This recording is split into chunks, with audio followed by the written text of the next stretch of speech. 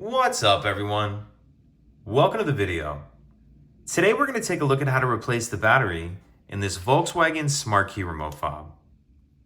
So this VW key fob is going to use replacement battery CR2032, and I'll put a link in the description box of this video to where you can purchase these batteries if you're in need.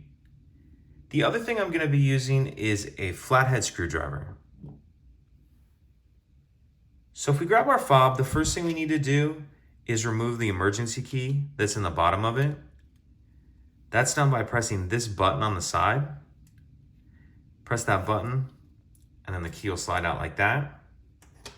Now if we're holding this with this button right here facing up, what we're gonna do is push this whole silver piece up, and it comes up just a little bit, and then it'll slide off like that.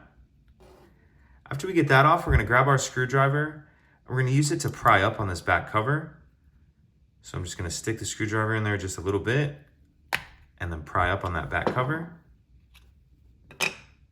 Once we get that cover off, we see our battery right here. And there's this little notch that you can use to get your screwdriver. If you're using a larger screwdriver, you might need to get something else.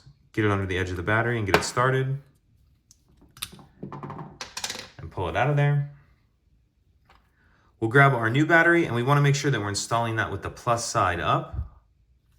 And you kind of need to tuck that edge in there first like that. And then it'll snap down into place. Now we'll grab this cover,